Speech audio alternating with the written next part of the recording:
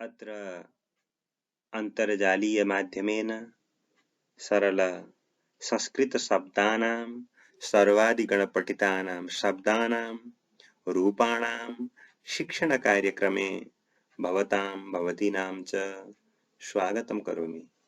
आइए सर्वादिगण में पठित शब्दों का रूपावली प्रक्रिया यानी कि नाम की जगह पर जिसका प्रयोग किया जाता है उसे सर्वनाम कहते हैं। यह सर्वविदित ही है। यानी कि नाउन होता है एक, तो उसकी नाउन की जगह जिसका प्रयोग किया जाता है उसे प्रोनाउन कहते हैं। तो प्रोनाउन के रूपावली होते हैं संस्कृत में।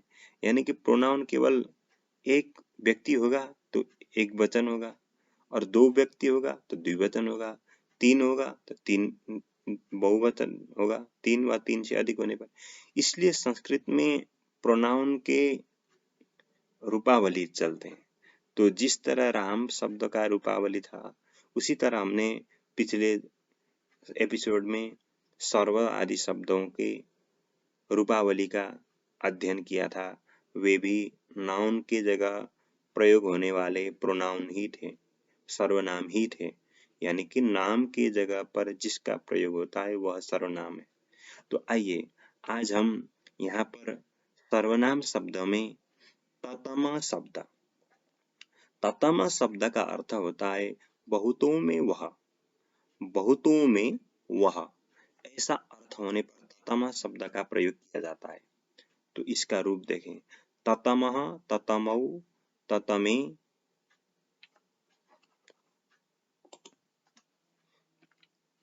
ततमं, ततमौ, ततमान, ततमेन, ततमाभ्याम, ततमैः, ततमस्मै, ततमाभ्याम, ततमेभ्यः, ततमस्मात्, ततमाभ्याम, ततमेभ्यः, ततमस्य, ततमयोः, ततमेषां, ततमस्मिन्, ततमयोः, ततमेषु, हे ततम, हे ततमौ, हे ततमे।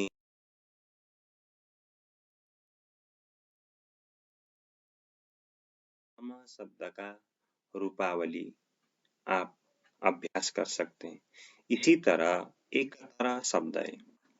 इसका अर्थ दो में एक, दो में एक, ऐसा अर्थ में एकतरा शब्द का प्रयोग किया जाता है। एकतरः, एकतरौ, एकतरे, एकतरम, एकतरौ, एकतरान, एकतरेण, एकतराभ्याम, एकतरैः, एकतरस्मै, एकतराभ्याम, एकतरेभ्यः, एकतरस्मात्, एकतराभ्याम, एकतरेभ्यः, एकतरस्य, एकतरयोः, एकतरेषाम्, एकतरस्मिन्, एकतरयोः, एकतरेषु, हे एकतर, हे एकतरौ, हे एकतर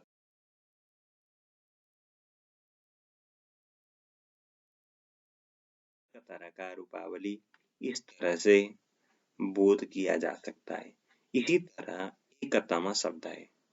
एकतम शब्द का अर्थ बहुतों में एक, ऐसा अर्थ में एकतम शब्द का प्रयोग किया जाता है।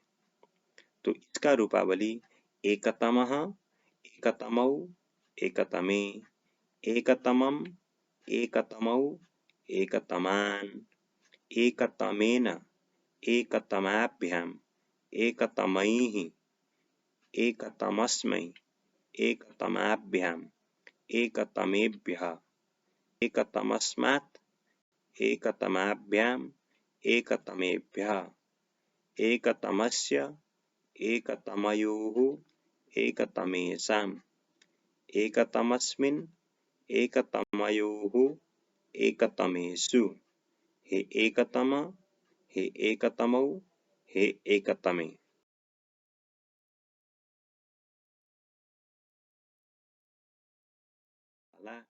एकतम शब्द का रूपावली याद किया जा सकता है। इसका बार बार अभ्यास करने से सर्वनाम शब्द, सर्वाधिगण में पठित सर्वनाम शब्दों का बोध सरल से होने लगता है। तो इसी तरह अन्य शब्द है, यानी कि अन्य शब्द का अर्थ दूसरा अर्थ में अन्यतम का शब्द का प्रयोग किया जाता है।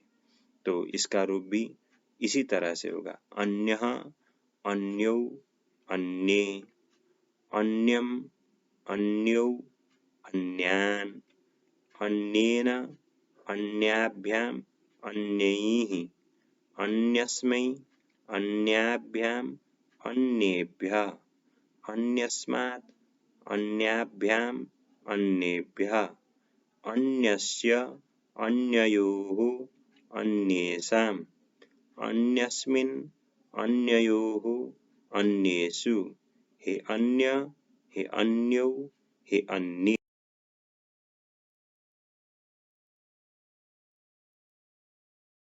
इस तरह से याद किया जा सकता है, इसका अभ्यास किया जा सकता है।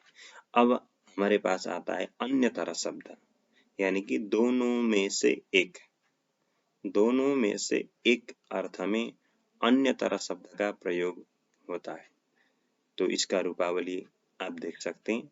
अन्यतरः, अन्यतरौ, अन्यतरे, अन्यतरम, अन्यतरौ, अन्यतरान्, अन्यतरेण, अन्यतराभ्याम्, अन्यतरैः, अन्यतरस्मै, अन्यतराभ्याम्, अन्यतरेभ्यः, अन्यतरस्मात्, अन्यतराभ्याम्, अन्यतरेभ्यः, अन्यतरस्य, अन्यतरयोः, अन्यतरेषाम्, अन्यतरस्मिन्, अन्यतरयोः, अन्यतरेषु, हे अन्यतर, हे अन्यतरौ, हे अन्यतरे।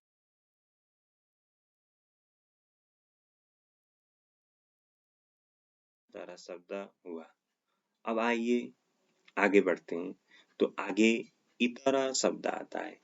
इतर शब्द यानी कि पृथक, यानी कि भिन्न, भिन्न अर्थ में इतर शब्द का प्रयोग किया जाता है। तो आइए इसका अभ्यास करते हैं रूपावली के माध्यम से। जितना आप इसका रूपावली चलाएंगे इन शब्दों का, उतना ही आप संस्कृत व्याकरण में दक्षता हासिल कर सकते हैं।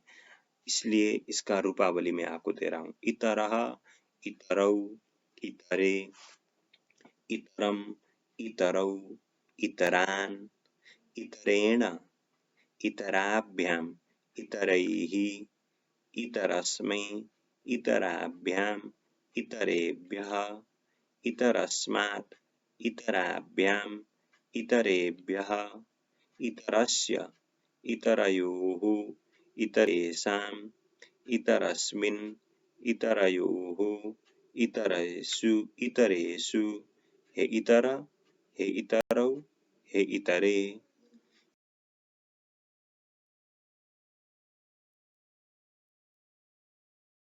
चलाया जा सकता है। अब आइए आगे त्व शब्द। त्व शब्द का अर्थ भी भिन्न अर्थ में विशेष रूप से वेद आदि शास्त्रों में प्रयोग किया जाता है। वेद में प्रयुक्त है त्व शब्द। इसका लौकिक प्रयोग उतना नहीं मिलता, इसका ज्यादातर वैदिक प्रयोग ही मिलता है। तो इसलिए त्व शब्द, इसका अर्थ भी पृथक अर्थ है, ये भिन्न ही अर्थ है। तो इसका रूपावली देखिए। त्वः, त्वौ, त्वे, त्वं, त्वौ, त्वान्, त्वेन, त्वाभ्यां, त्वयि, त्वस्मै, त्वाभ्यां, त्वेभ्यः, त्वस्मात्, त्वाभ्यां, त्वेभ्यः, त्वस्य, त्वयोः, त्वेषां, त्वस्मिन्, त्वयोः, त्वेषु, हे त्व, हे त्वौ, हे त्वे।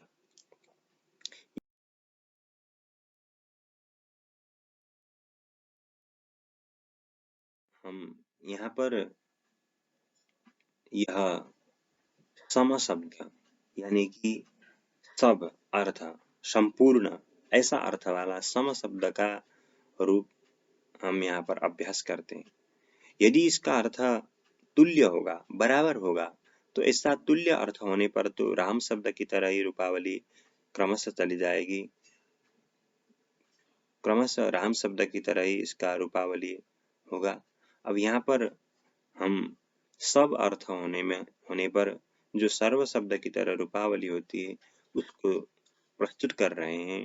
तो आइए, समः, समौ, समे, समम, समौ, समान, समेन, समाभ्यां, समैः, समस्मै, समाभ्यां, समेभ्यः, समस्मात्, समाभ्यां, समेभ्यः, समस्य, समयोः, समेषां, समस्मिन्, समयोः, समेषु, हे सम, हे समौ, हे समे। इस तरह से सम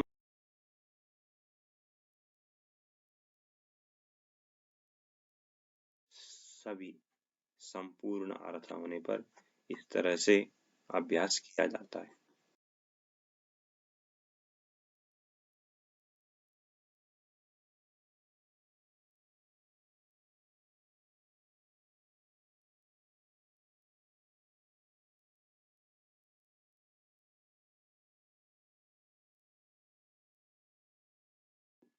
आपको यहाँ, हाँ, मैंने कुछ सर्वनाम शब्द पहले एपिसोड में 8-9 इतना के करीब सर्वनाम शब्दों का रूपावली दिया था। अब यहाँ 8-9 करीब ऐसे ही सर्वनाम शब्दों का रूपावली मैं दे रहा हूँ।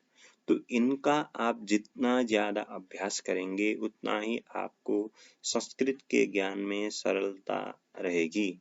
यानी कि सर्वाधिगण में पठित शब्दों का सर्वनाम शब्द जो है उनका संस्कृत में, संस्कृत साहित्य में हो, संस्कृत दर्शन में हो अथवा संस्कृत शास्त्र में हर कहीं ज्यादातर प्रयोग मिलता है। इसलिए प्रोनाउन शब्द अन्य भाषाओं में उतना ज्यादा नहीं होते हैं, पर संस्कृत में अधिक होने के बावजूद इसलिए है कि इसका प्रयोग ज्यादा मिलता है। तो संस्कृत में नाम की जगह पर प्रोनाउन का प्रयोग ज्यादा मिलने के कारण यहाँ पर प्रोनाउन शब्दों का प्रयोग आपको मैं दे रहा हूँ। अगली श्रृंखला में बाकी और सर्वनाम शब्द यथावत क्रमशः मैं देते रहूंगा। आज के लिए इतना ही। जय श्री कृष्ण।